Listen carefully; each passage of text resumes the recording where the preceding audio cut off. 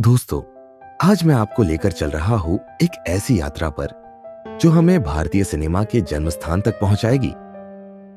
आज का बॉलीवुड जो हर साल सैकड़ों फिल्में बनाता है और करोड़ों दिलों को छूता है, उसकी शुरुआत सिर्फ एक आदमी के साहस और सपने से हुई थी।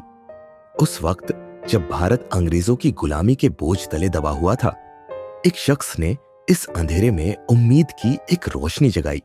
उनका नाम था ढूंढीराज गोविंद फाल्के, जिन्हें हम सब प्यार से दादा साहेब फाल्के कहते हैं। 1913 में उनकी बनाई फिल्म राजा हरिश्चंद्र न केवल भारत की पहली मूक फिल्म थी, बल्कि यह भारतीय सिनेमा का पहला कदम था।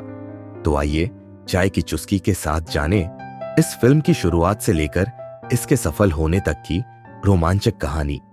ढूंढीराज गोविंद फाल्के यानी दादा साहेब फाल्के एक फोटोग्राफर, चित्रकार और थिएटर कलाकार थे। उन्होंने मुंबई के sir J school of art से कला की शिक्षा प्राप्त की थी।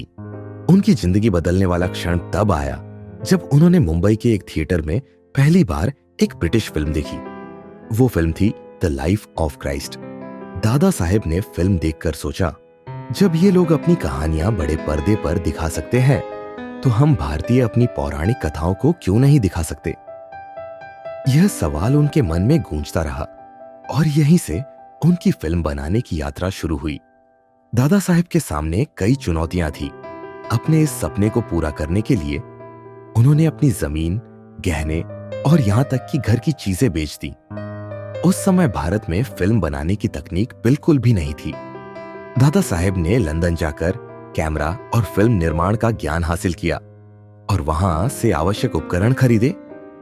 उस समय महिलाएं फिल्मों में काम करने के लिए तैयार नहीं थी, इसलिए पुरुष कलाकारों ने महिला पात्रों की भूमिकाएं निभाई।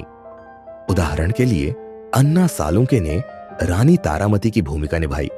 दादा साहेब ने सत्यवादी राजा हरिश्चंद्र की पौराणिक कहानी चुनी, जो धर्म और सत्य के लिए अपना सब कुछ त्याग देते हैं।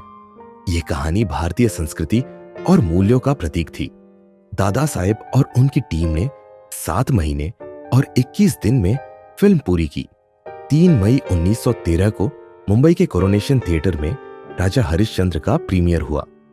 दर्शकों ने पहली बार बड़े पर्दे पर भारतीय कहानी को जीवंत होते देखा और यह फिल्म पूरे देश में हिट हो गई। राजा हरिश्चंद्र की सफलता के बाद दादा साहेब ने कई और ऐतिहासिक और पौराणिक फिल्में बनाई। लंका दहन यह फिल्म इतनी लोकप्रिय हुई कि दर्शकों ने इसे बार बार देखा।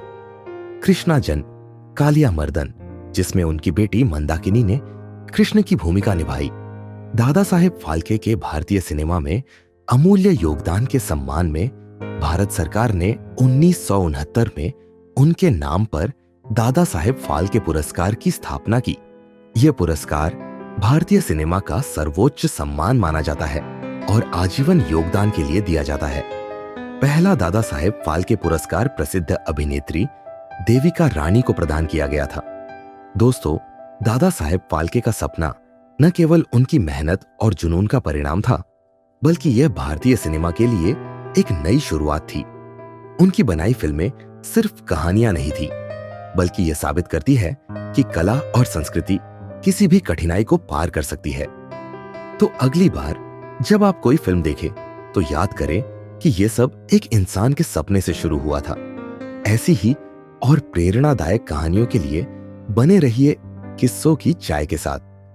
अगर आपको यह कहानी पसंद आई हो तो लाइक, कमेंट, सब्सक्राइब करना न भूलें। मैं हूं आपका दोस्त आकाश।